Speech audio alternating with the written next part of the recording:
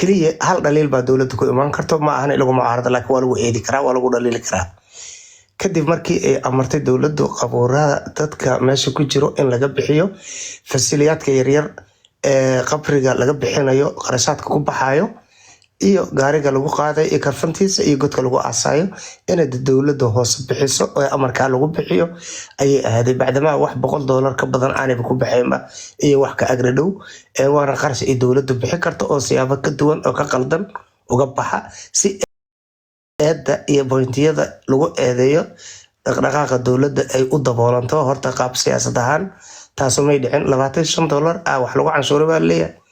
qabrigii intii lagu qoday wax weyn maahan inay dowladda hoose arrinkaas la wareegto loo xil saaray ahayd cid kastaba meydkeeda markaa meesha loogu aasay markhaati ha noqoto la joogto wax dhibo male maxaa soo haray qabri la aaso dad ku jira laga saare la dego deegaan laga dhigo dalkeena ugu horeyso sida caadiga ah guryaha la yiraahdo maxaan ku raadin ifi aakhiro magacaas yani adduunyo aakhiro loo bixiyo arkaysan xamar ku yaalaan waa taqaanaan Sinai qabuuradii ku yaalay la burburiyay guryaha ugu quruxda badan ee loogu jecel yahay Soomaaliya ay ahaayeen يعني wax eedana kama jirin si nidaam ah loo isticmaalo qabri kastana dawladda ayaa qoday waa bixisay waxayna geysay meesha loo asteeyay qabuurada markaas ee sharciga ah wax oo maartay diinta ay diidantayna maaha waxaan ognahay wadamada reer galbeedka joogno dheed baa lagu geliyaa godka markii la qodayo kontraag waxa lagu siinayaa intaas inuu ku jiro kara qabrigan kadibna la xaqayo lagu gubayo qashinka lagu diray lagama doodo lagama dacwoodo waa yani qofku markuu mootanaado muddo ee la fiiso wixiisa burburaan way iska dhacaysa soo marka aniga waxaan leeyahay dawladdu positive way leedahay oo iftiinada wax qabad ee barwaaqada ee tilmaamayo sida kheyraadka shidaalka iyo kuwa dabiiciga ee mustaqbalka la tiigsanayo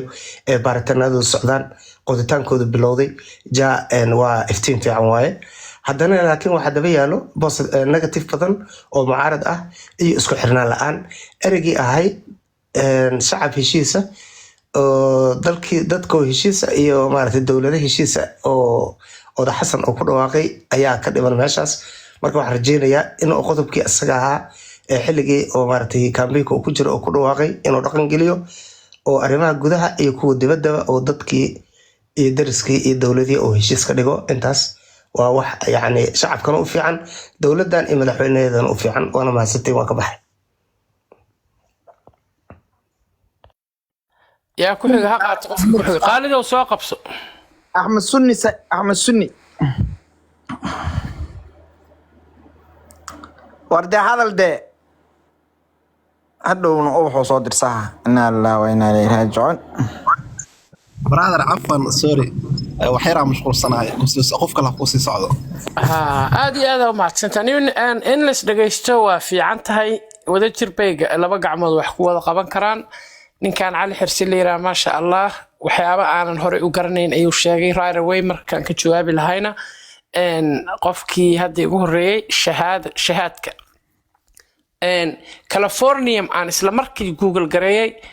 is a metal maxaa la dhahay waa shay cajiib ah oo silver white ah oo uranium ka laga sameeyo iyo qalabada alaabta lagu dila yani sida maxaa Californium CF is a scientific radioactive element which atomic number 8 meaning it is a man-made yani waa sheeko waalanba oo aan hore u garanayn thank you intaasaan ku dhiiray walaalkay waa ogaaday biladiisa wuxuu ka sarreeyaa weliba intuu sheegay 1 gramkiisa 720 bilyan baa lagu sheegay waa arkaanay ma bilyan ma waa million waxa laga sameeyaa waxa atomic bombka markii plutoniumka iyo la isku daro isaga waa maadooyinka qaraxa ugu weyn sameeya satellite-yada hawada loo dirana maadadaas la'aanteed ma shaqeeyaan wuxuu sameeyaa gravitationka dayax gacmeedku inuu hawada istaago chipska laga sameeyo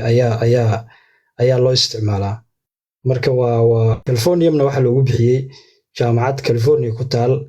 ayaa markii ugu horeysay maadadaas heshay oo samaysay Californium 252 ala 252 ayaa la yiraahdaa waa dhagax qaali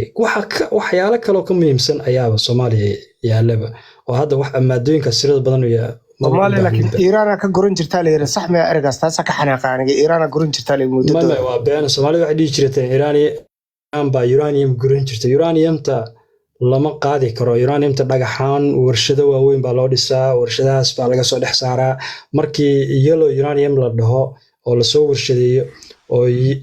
macnaha uraniumta jaalaha ah ama huruudda la sameeyo kabacdi baa waa islaame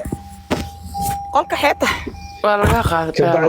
kabacdi baa markaas ayaa la dhoofin karaa laakiin uranium lama dhoofin karo wadan hadduusan warshadihii iyo meesha laga heli lahaa aysan jirin laakiin waxyaalo badan oo laga qaataa jira markii ay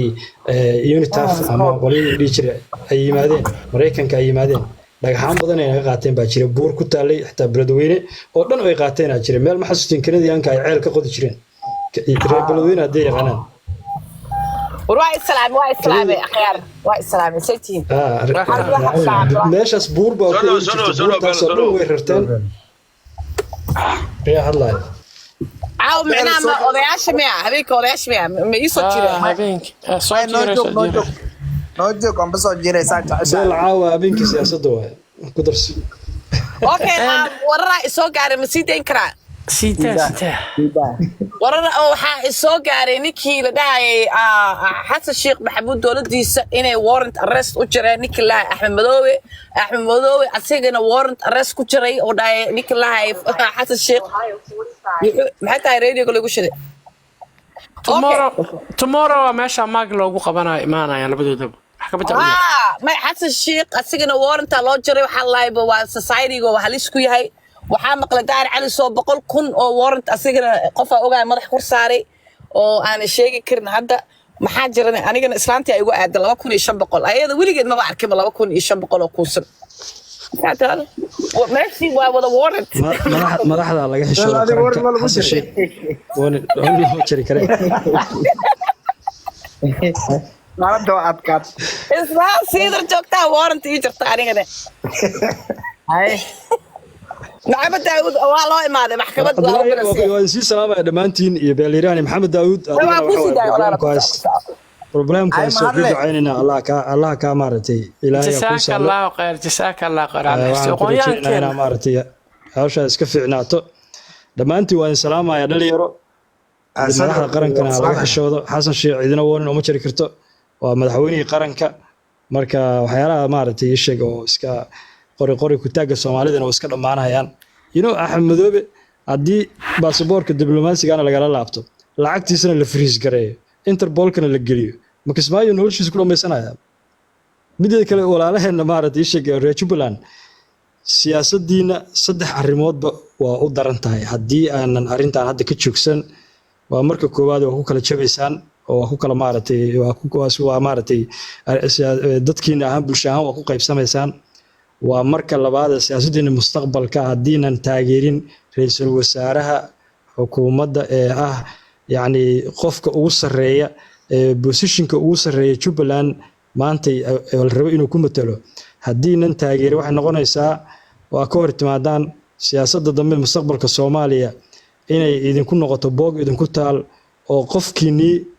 lala sameeyo maaratay alliance ama maaratay isbahaysi siyaasadeed lala sameeyo inuu noqdo qof aan hadhow gobolkiisa iyo dadkiisa waxba ka keeni karin oo dadkiisu aysan noqdaan dad iska fowdaha qof ay ku daba faylaan aan lahayn ama siyaasadooda hadhow ma fariisanayso cid hadhow idin taageeraysa ama hadhow wax la qaybsanaysa ama wax siinaysa ma jirto dadkan kale ee maaratay hadda idin durbaantumayana position unba idinka tuuranayaan maahane bari siyaasadda markii la gaaray Jubbaland waxay siyaasadooda ku badbaadi kartaa ra'iisul wasaaraha inay taageeraan Jubbaland maaratay cid gudulaan ku ama jirto waa la dhisayaa lama burburinayo waa la taageeraya Axmedna de uu soo shaqeeyay shaqo fiican buu soo qabtay Jubbaland uu dhisay wuxuu gaarsiiyay siyaasadda meeshii uu sareysay inay ra'iisul wasaare noqdaan wuu mahadsan yahay odaga laakiin odagu inuu kala doorto mustaqbalka reer Jubbaland iyo mustaqbalkiisa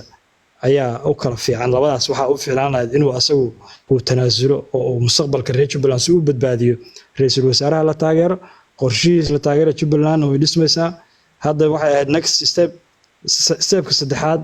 in shidaalka laga qoro oo markabka loo soo diray ayay ahayd marka de waxaan rabnaa anaga inaan dadka Jubbaland dad Soomaaliyeed weeye waa dad walaalahana mustaqbalkooda fog ee siyaasadda inay ka fakaraan meel dhow aysan ka fakarina inay cadiifad hadlaan maana waa inay caqli hadlaan oo maskaxda ka shaqaysiyaan qofka haddii uu cadiifadda ka hadlo wax badan oo ayuu maaratay dhaafaysa waa idin salaamaya dhammaantiin aad aan u mahadsantihiin waayahay waa mahadsantahay thank you waayahay ninkaasina wuxuu ahay aqoon-yahan cali xirsi oo maaragtay wallaahi bilaa tala professor sida caadiga ah waayahay aniguna waxaan leeyahay dowladda hala taageero haddaad aragto ififaalo fiican baa soo socdo dhaqaalahay Soomaaliya yeelanaysaa Soomaaliya waxay noqonaysaa meel loo soo dalxiis tago loo soo shaqo tago loo soo caafimaad doonto loo soo xirfad doonto loo soo experience doonto ay noqon doontaa Soomaaliya xalaala shaqeeyo qabyaalad